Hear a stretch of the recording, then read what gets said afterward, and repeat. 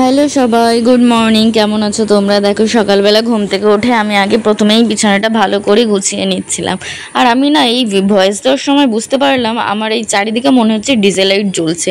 আসলে কোনো light use করিনি তো, শুধুমাত্র ফোনটা এমনি অন করে রেখেছিলাম, তাই বারবারগুলো লাইটটা আপ ডাউন করছিল। আর এই খাটটা গোছাতে আসলে আমার মাথা গরম হয়ে যায়। খাটের উপরে যে এত জিনিসপত্র থাকে কি বলবো। এই যে বই পড়েছে কি শুধুমাত্র নিয়ে রেখেছিলাম খাটের উপর, যে বই পড়বো সেটা আর তুলে টেবিলে রাখা হয়নি, খাটের উপরেই ছিল।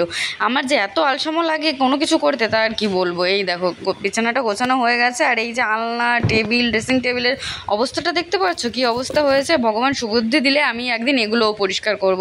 তারপরে দেখো আয়নার সামনে একটু ঢং করতে করতে দেখলাম জামা একটা কিসের দাগ, তারপরে একটু জামাটা আনিয়ে দেখলাম না এটা কোনো কিছুর দাগ না, এটাকে মেবি ড্রিম ক্যাচার বলে। দেখো তারপরে দেখো এত কাজ রয়েছে, তারপরে আমি ঢং টং করে চলে আসলাম কাজগুলো করতে, কারণ মা রান্না করবে, তার জন্য আমাকে সব সবজিপাতি সব কাজগুলো গুছিয়ে দিতে হবে। মায়ের একটু সমস্যা হয়ে গেছে তো, তাই একা হাতে সব করতে পারে না, মা একটু হেল্প লাগে। এইদিকে দেখো মাও রান্না করছিল আর আমিও এই যে সব কাজগুলো গুছিয়ে নিচ্ছিলাম। আমি কিন্তু এখন বেশ ভালোই কাজ করা শিখে গেছি।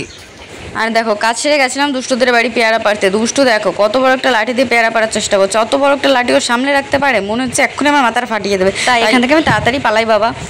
দেখো সব কাজ করে এসে স্নান করে দেখো একটু বসলাম রূপচর্চার জন্য। রূপচর্চার কি করব, কোনো কিছু আমার মুখে স্যুট হয় না, তাই জনসন বেবি ক্রিমটাই মুখে মেখেছি, ওটাই মাখি। তারপরে দেখো আমার বাচ্চাগুলোও পড়তে চলে এসেছে, তারপরে আমি এদেরকে পড়িয়ে একটু খেয়ে নিলাম। তো আজকের জন্য এটুকুই। ভিডিওটা কেমন লাগলো জানি না, চ্যানেলটাকে সাবস্ক্রাইব করো। টাটা।